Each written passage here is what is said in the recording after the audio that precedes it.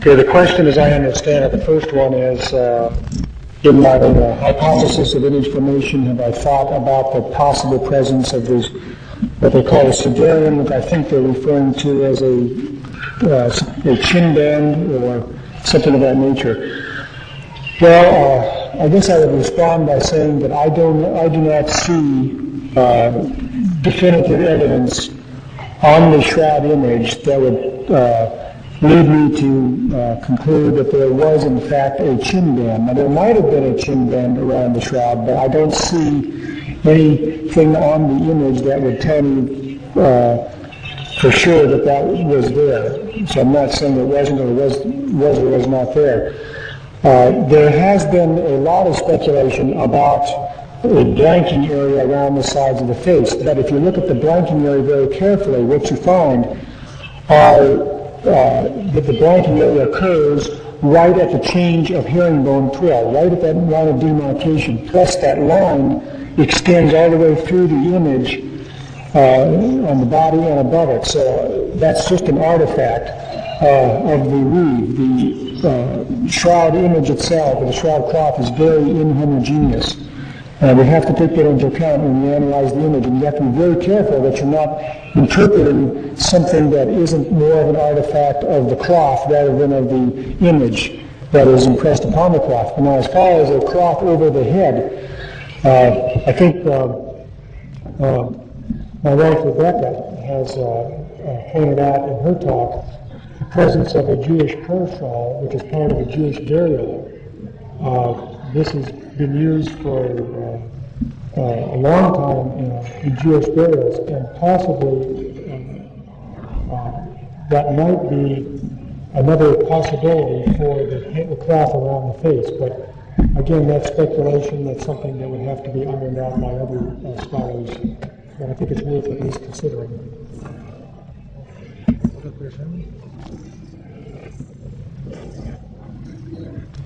If the shroud were really 14th century, would that fact invalidate your image science?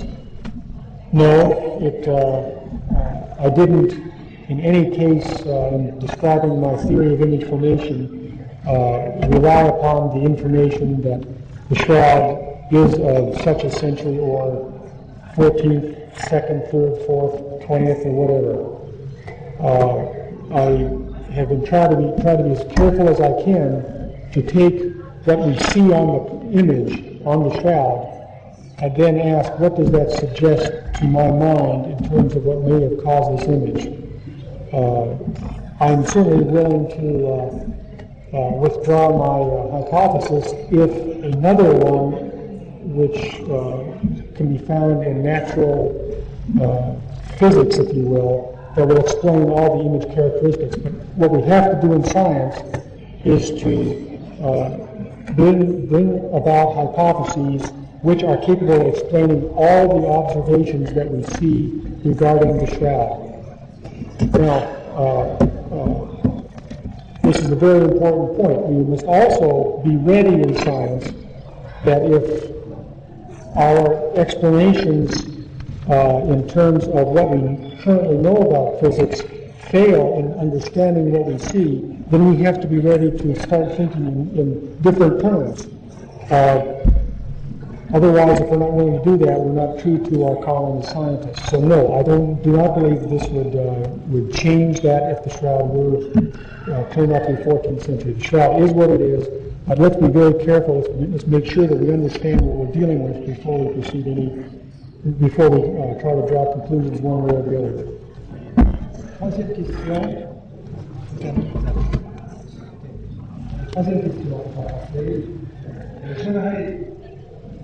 J'aimerais savoir ce qu'on entend exactement par I've lost. Okay. What is meant exactly? I would like to know what is meant exactly. Ce qu'on entend exactement par So, tridimensionnalité visuelle by three-dimensional character of the shroud, because I read many articles dealing with this issue, but no article satisfied me due to the following reason. If a three-dimensional character represents the relationship or ratio between the density of a point of an image and its distance to Christ, we must know exactly the two terms of this relationship or ratio. If we know the density of the image, nevertheless, we do not know its distance from the body of Christ, since the shroud is but a cloth, so it has no definite geometric shape.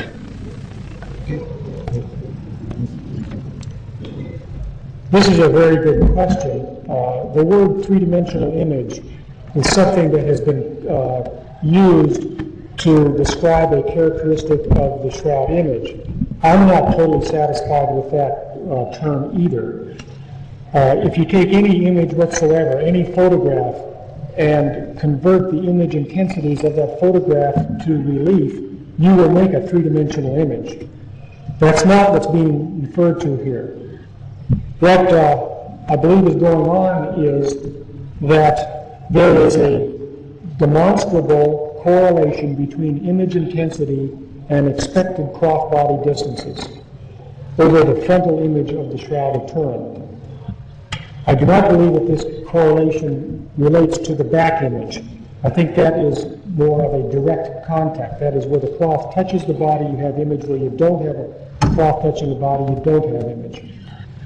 Now, the author of the question is quite correct that the cloth is a flexible object. There's some flexibility and ambiguity as to how the cloth would wrap over a body, and we don't even have the body of the man in the shroud in order to make such a correlation. That is true, but that doesn't mean that there is no relationship whatsoever.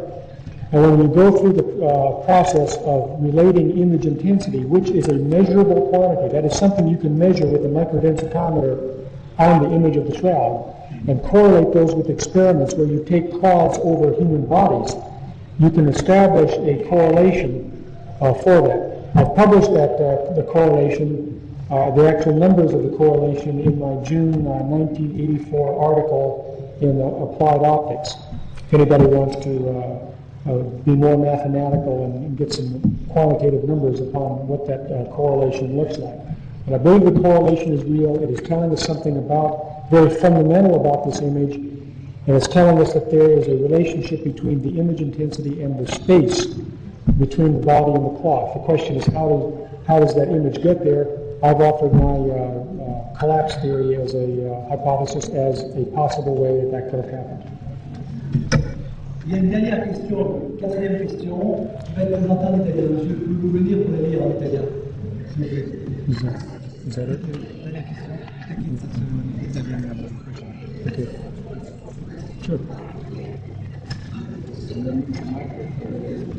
Okay.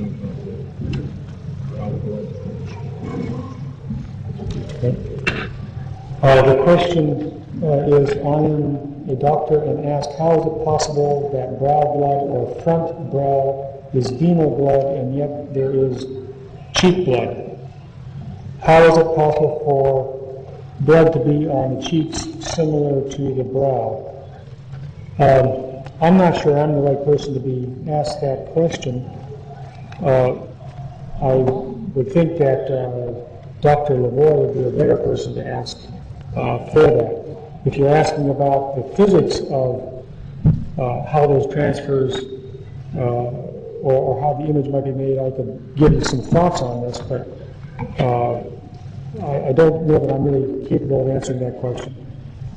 I think that Dr. Lavoie would be a better person to answer that. Merci beaucoup.